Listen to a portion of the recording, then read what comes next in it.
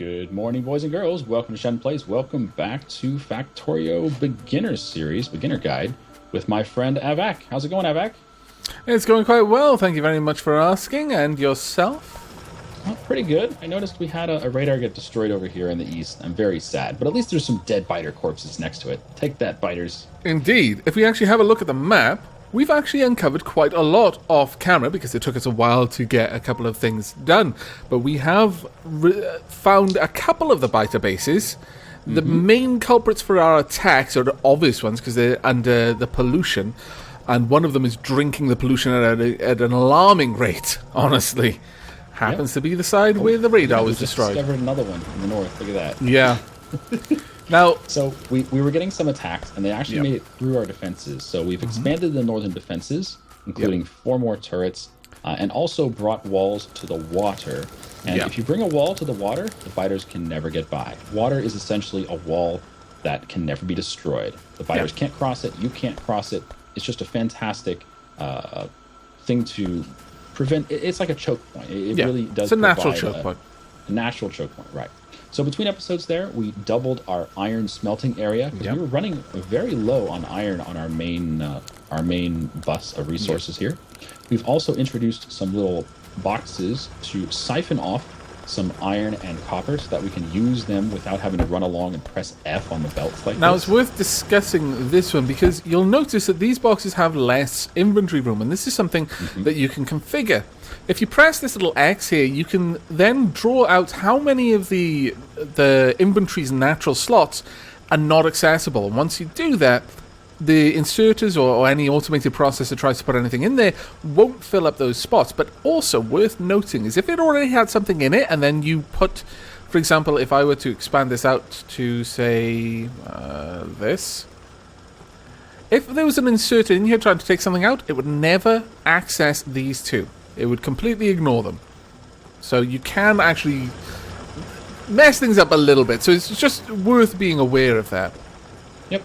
And the reason we've limited this is because we really don't need to have, a million iron or copper on hand ready to use all the time. But we do want to have some ready to go. So we've limited that to 800 iron and 400 copper. So just so we have some ready to go at any point in time.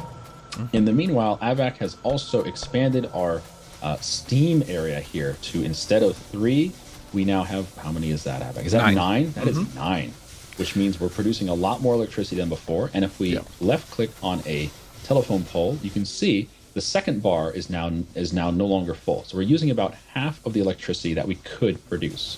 And remember, if you're trying to figure out if you need more or if you have enough, if the top bar is not full, that means you need more. If the middle bar is not full, that means you're good to go. Yeah. Now, one thing to note here is I am vastly overheating this water. Now, the thing with this is only the number of boilers that are required will actually fire. The boilers that don't need to heat the water anymore because it's already 100 degrees won't try to fire. So we're not wasting fuel, we're possibly wasting a little bit of space. We could likely expand this a little bit further, and the way I've done this is rather than just going down in a line because that would be very inconvenient for us, I just put a little bend in the pipe and then carried on back up here. We could expand it a little bit more, probably not going to at least anytime soon. We expanded our radar coverage a little bit, and you can see on the map we have actually uncovered quite a lot there. We've expanded out the defenses in the places where we already had defenses. Here, not so much, but over on the sides... We also got the wall factory put in. Avak put this in. Can you tell us how it works? Because we talked about how to make bricks last time. Currently, it's very simple. It takes bricks. It needs, I think, 5 bricks per stone wall. So once it's got enough, it just makes 1 stone wall and then just drops it in here. Stone walls, you're going to be producing them slowly, unfortunately. So they're something that you just want to kind of set up and then just let run. Thankfully, you don't use a lot of walls, generally speaking. Now, I did want to cover one thing that I did with the defenses, and that is I've daisy chained them.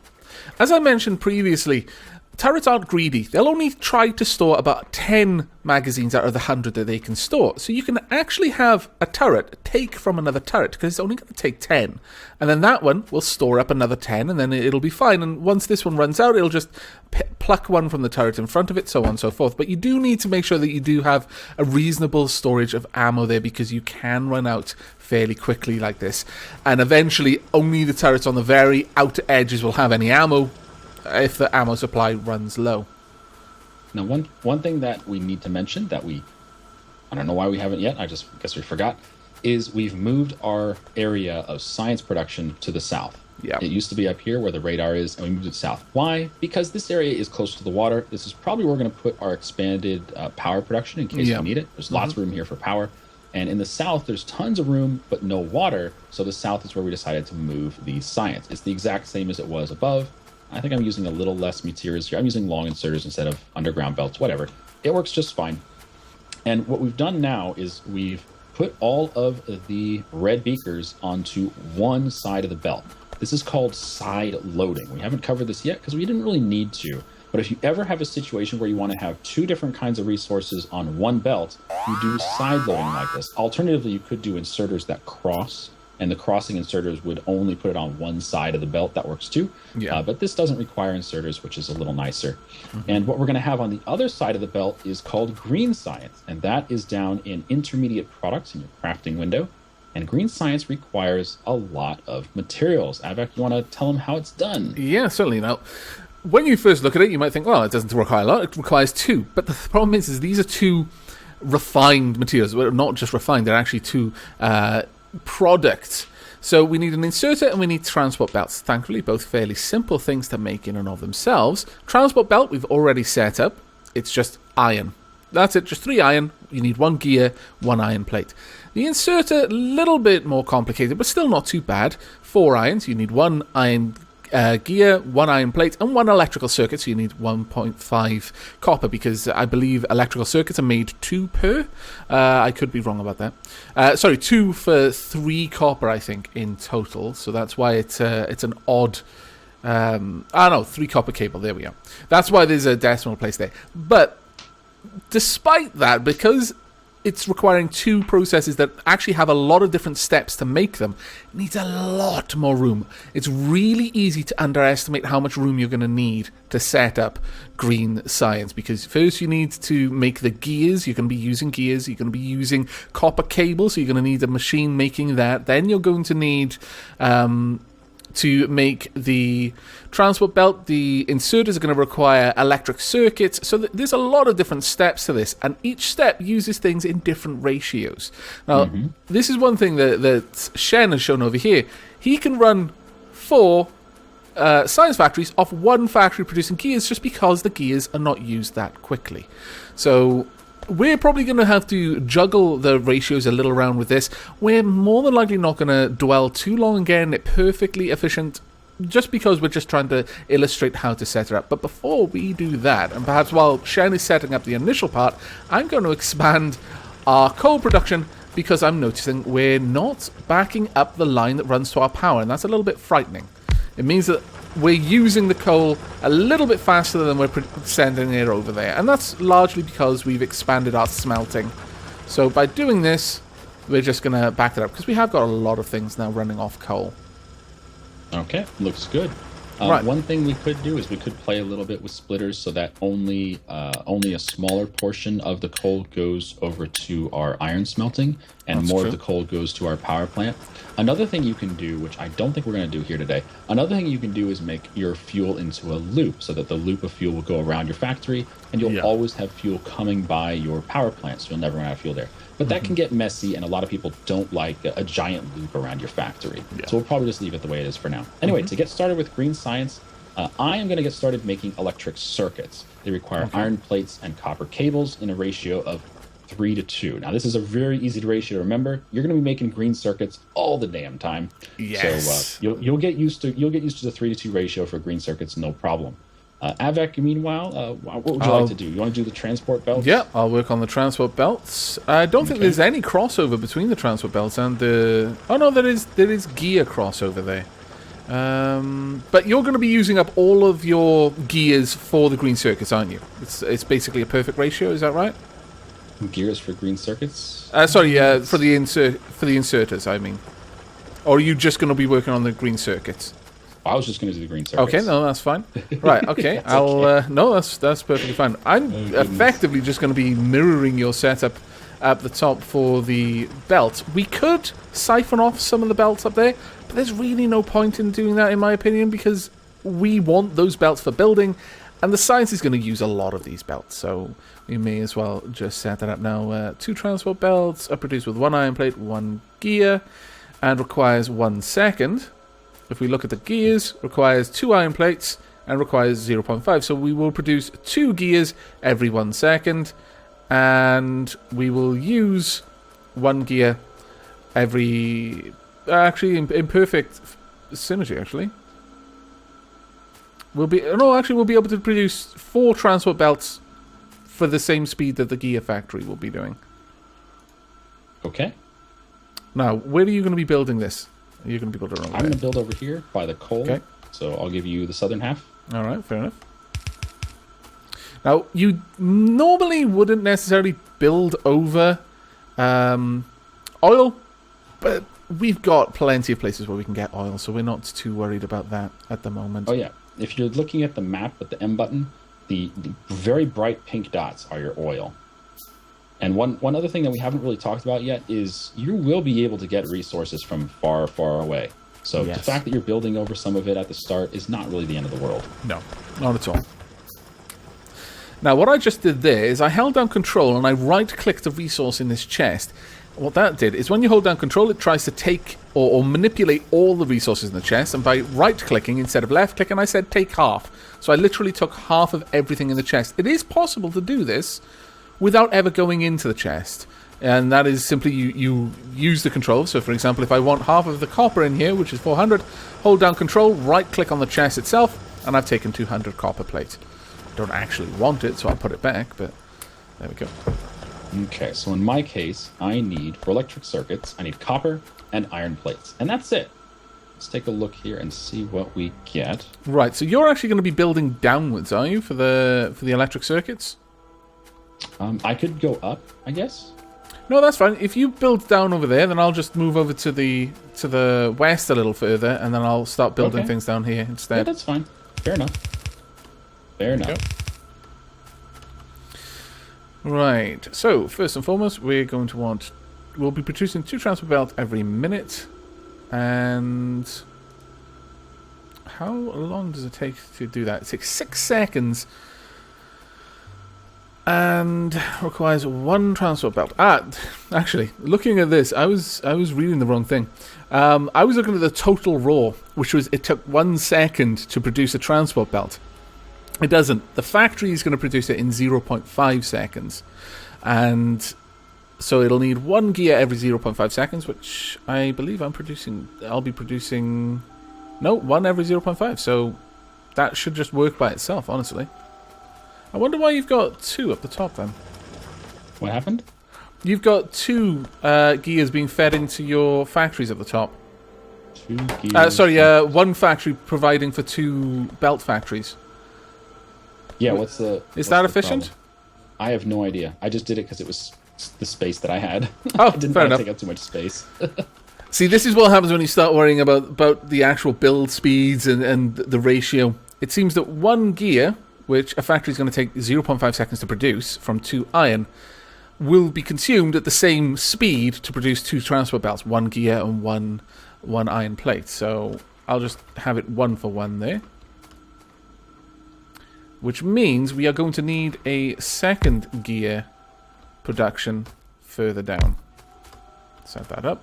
Now we can just skip over the copper there by having a long-handled inserter and straight down. So we want gears here, belts there. Oh, it's been a while since I've done one of these. It's coming back, Evac. It's coming back. Lies. There we go. Alright, so there's a little electronics. This is also going to need iron itself, so actually, thinking about it, I can just run it sideways. It would be a little bit better. And then these are going to go onto another belt. So we need another belt down here, like so. And we'll use long-handed inserters to put them there.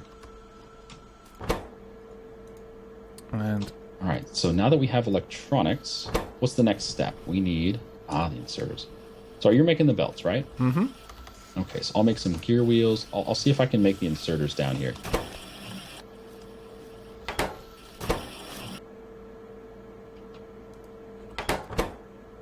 Right, I was just checking then because it wasn't pulling more gears across, but it seems that's because this is filled up. Like I said, the inventories will not hold a full stack of things. They'll just hold a little bit.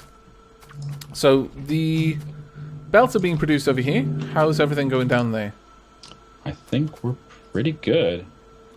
Just need to make gears. And we're going to put... Oh, so this is something that we haven't talked about yet. Aha!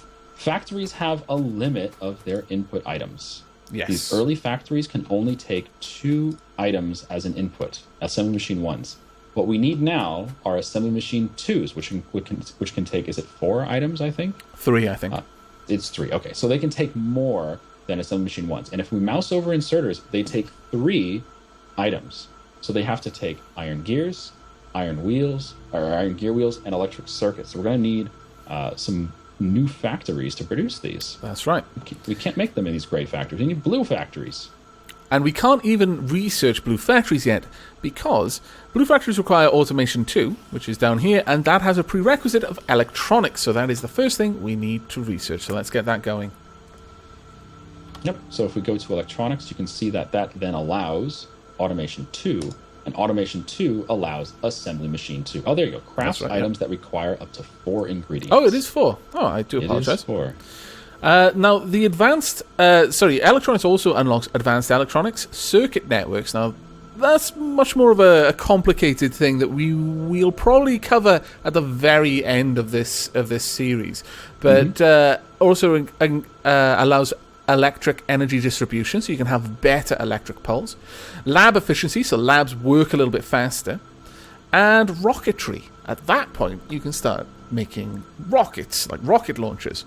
Now, one thing we haven't discussed, and how we've managed to miss this, the point of the game, or at least at the moment, is to build... I know. It's to build the rocket silo. It's the end technology. You win, in quotes, the game by building this and launching a rocket. You don't really need to. You can have all sorts of other personal goals, but that is technically the end goal of the game. So rocketry is on the step towards that. Okay, so now this is something that may change as the game comes to release date. Yes. We're still a month away from release date, and they have talked about changing the end game scenario. Yes. But that's kind of why this series is geared towards people who are new to the game, who need to understand the basics and how to get their factory going. Because the end game is probably up for debate right now. We'll see what happens in a month's time. Yeah. They haven't really revealed too much about it yet. Okay, so while electronics is finishing, or when it finishes, we're going to queue up automation 2. Electronics, you can see, takes 15 seconds per cycle, and there's 30 cycles.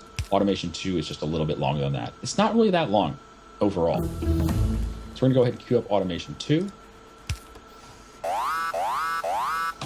It seems that I may need to improve the defenses a little bit up here. Are we getting hit? Oh, wow, yeah. We're getting very large biter waves. Well, they're not very large. They do get much bigger than this. But if I perhaps add an extra gun at the top, because they're tending towards the top rather than the bottom. This alternatively, could be an opportunity for us to go take out that little hut right there. We could, yes. We would start finding ourselves attacked by evolved biters at that point, though. Right. But the point is, if you get attacked and you know where the attack came from, in this case, we know the attack came from this hut. Yep. Because it was the only thing on the west that's covered by pollution.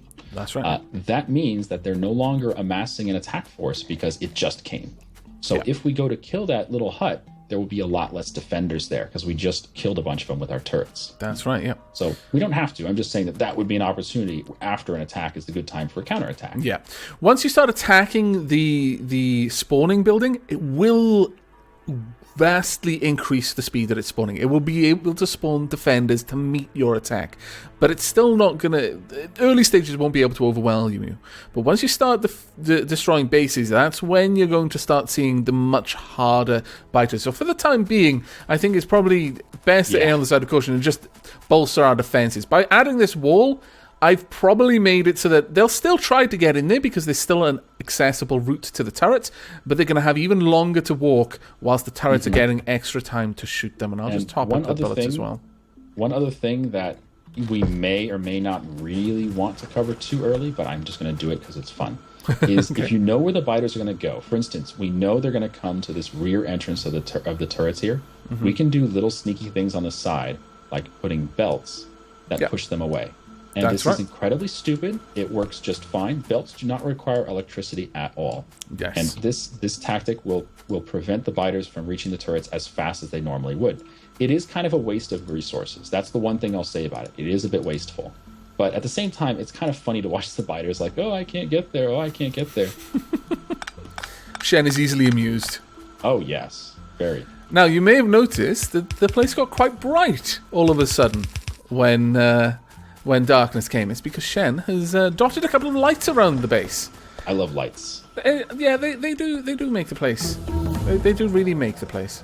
Right, okay, Automation 2 is finished. Done. That means we can build them in our pocket. I'm just going to make 5 of them. Very well. Now, they do take a long time. Look at this construction time. We're building wire, then we're building electronics, then we're building gears, then we're building more wire, electronics, more gears. Then we're building the automation assembly machines 1, and then we're building the assembly machines 2. And takes 13.5 seconds to make it entirely. And this is the way, and since I right-clicked and made it 5, it'll take 5 times that long. But this is the way the game handles your pocket. It checks out your current inventory. In my case, I had 2 assembly machine 1s in my inventory. So it says, you know what? I don't need to make those 2 assembly machine 1s. So instead, it only had to make 3. And then once it's done with those 3, then it'll make the 5 blue automated machines, automated factories for us. But it did consume the 2 gray ones. So I'm going to make 5 more gray ones after the blue one's done. And that should be the last ingredient we need for green science. Fantastic. Yeah, it is fantastic. I am going to finish off your little amusing conveyor belt defense system. Oh, I see you're funneling them in with walls. That's even better. Yeah. Because what we can do is we can wall up to this water, so they can't get past the wall. They have to go to the wall. And that'll encourage them to come towards this open gap. And the open gap is filled with stuff that pushes them away. Later on, when you research the much faster conveyor belt, you can actually get to a point where they're just never going to make progress. Or the progress will be painfully slow. Literally, in their case, because they'll be being shot. Yep. Okay, so we have our first blue factory here. It requires these, and we're going to need a red inserter as well. There we go. Down a telephone pole for electricity. And I'm out of belts. Oh, goodness, Advac, I'm out of belts. Right, let me move. Well, there's loads of belts here. Just siphon some off. Oh, yeah. You and your belts.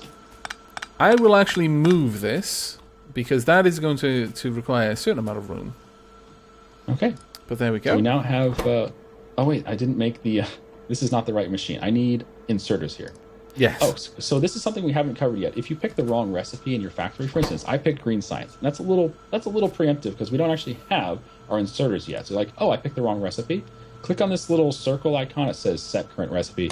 That'll let you choose a different one. So now I want inserters. There you go. There you go. And look at this. It's picking up electronics, it's picking up gears, and it's picking up plates.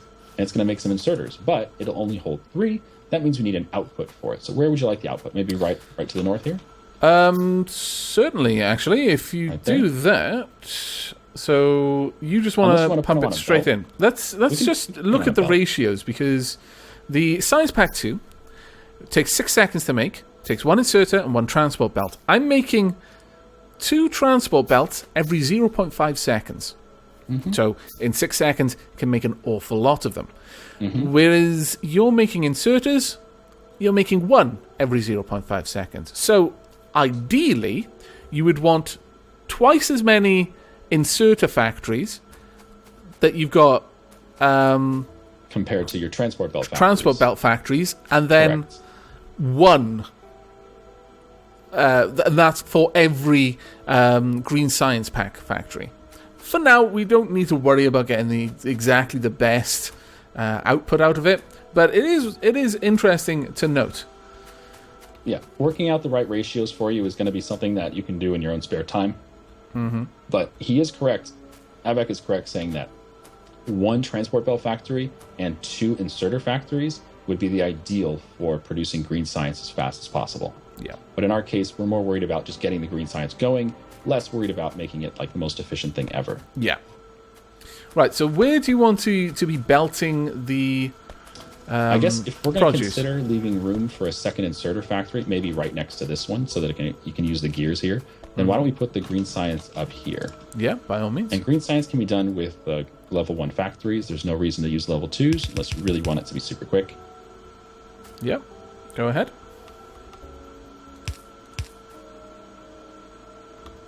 Now, what I'm going to do is I'm going to side load.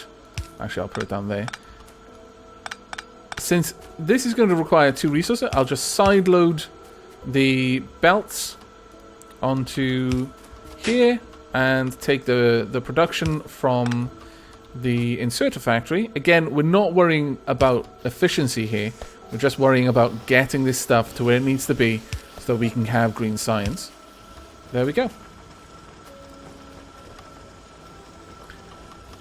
Now, we could easily fund a few of these factories this way. Ah, you've already sorted that out. Wonderful.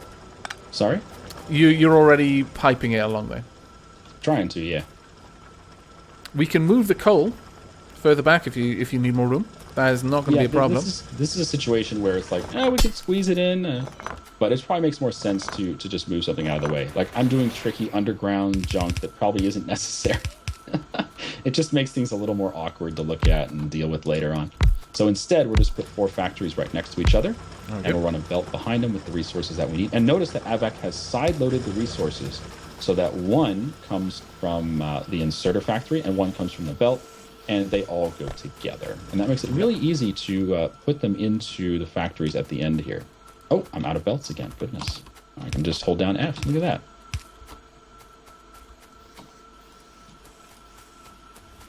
Okay, set this up with green science as the recipe. Now again, each one of these is going to take 6 seconds to make 1 green science, and since right now the bottleneck is the inserters in terms of its production, because we're producing 4 belts, we're only producing 4 belts in every, how often is that? Every 1 second. We're only producing 2 inserters every second, so the inserters are what are going to limit us. It's how many green science facilities we can have with 2 inserters. So in 6 seconds, we would have 12 inserters, is that right? 6 seconds, 12 inserters. Mm-hmm. Which means that we could have, I believe, was it 12 of these factories? I could be wrong. The math could be terrible there. Don't think it is. Ah, we're limited on the gears. Right. I was thinking that doesn't look like we're making the inserters as fast as we should be able to make them there, but... Is it not enough gears? Yeah, the gears look like they're the bottleneck there. What's the slow part of the gears? The slow part of the gears is putting the metal into the factory. Right. Well, so we if can move the fix that. Pole over, we can put more inserters there. Alternatively, easy. You can take 1 inserter or have a fast inserter. Do we have fast inserters already? Indeed we do. Oh my goodness. Okay. They are much faster. What research was fast inserters? I believe that was too. logistics. Was that the same time we got the splitters and underground belts, maybe? Could be. I don't remember. Let's see. Electronics? Nope. That is the smart inserter. We have unlocked some stuff that we haven't even discussed yet. We've unlocked the smart inserter, which we're not going to talk about just yet. Yeah, we'll talk about that when we're actually getting to that one. Yeah. So when I researched logistics a while ago, it gives you underground belts, it gives you splitters, and it also gives you fast inserters. So yeah, fast inserters are really going to be the way that we go forward with our factory here, because one of the main bottlenecks is being able to move things back and forth quickly. Yeah. And fast inserters are way, way, way faster than standard inserters. And you'll see that. Look how slow the standard inserter moves compared to the fast inserter. So now, are we still bottlenecked on the gears? No. No. The bottleneck is now moving the green circuits across. So I'm going to make a final long-handled inserter. Sounds good to me. Pop that down there. And then we should be able to get it all in there.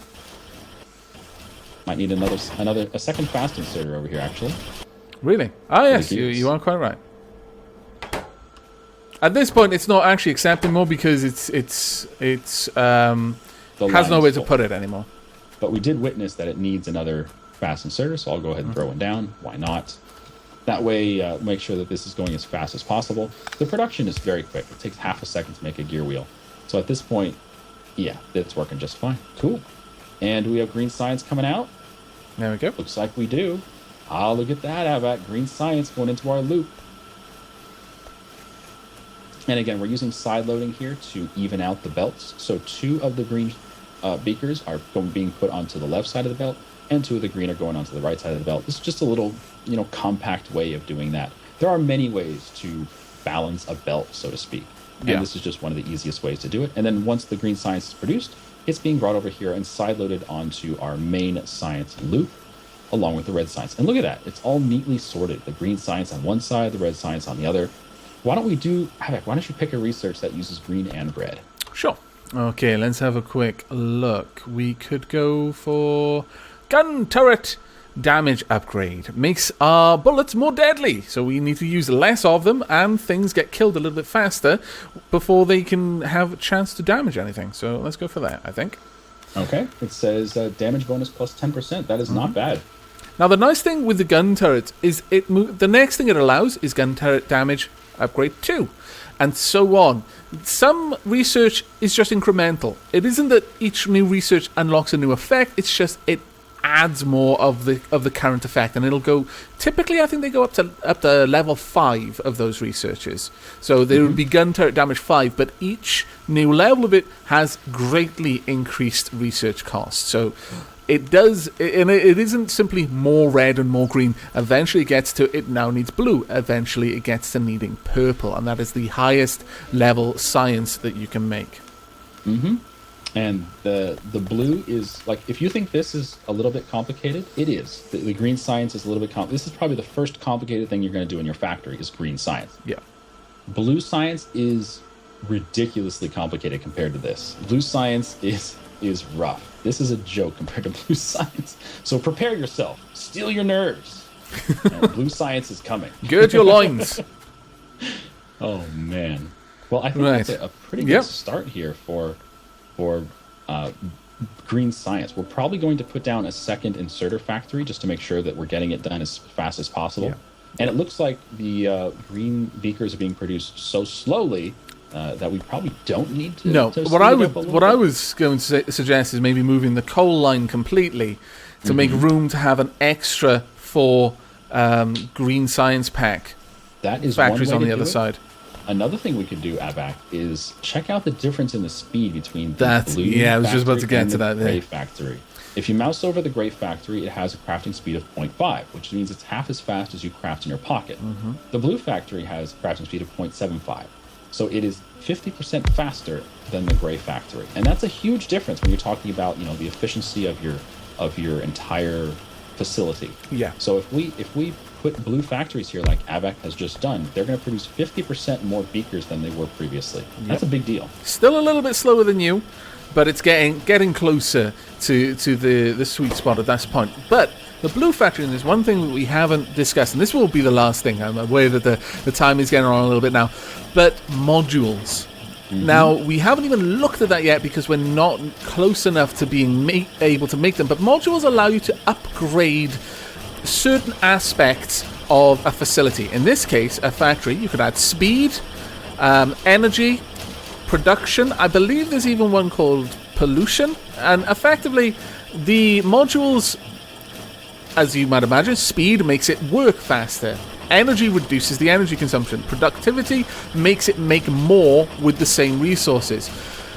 Now, the caveat is that it'll increase something a bit, but it will also have negatives. For example, it might, just plucking numbers out of thin air, might increase the speed of the factory 2 times, but it'll increase the energy demand 3 times. there's always more. You're paying a lot to have this, so it's really something you only want to look at when you're really trying to just get the most out of your factory that you can, and the cost isn't as important to you. If you're looking purely for cost efficiency, then generally modules are not something you want to go for. Correct. But you'll probably find that we'll use modules in most of our automated facilities. Absolutely. Because they make the style of the game more fun to play than without modules. Yep. Definitely. But that's going to have to do it for now. So thank you so much for joining us today. Hope you learned a little bit about green science with us. Obviously, these ratios are not the best thing ever, but this is an easy way to get started. And if you're looking to get started with green science, this will definitely do the trick. So we'll see you guys next time. Take care, everyone. Bye-bye.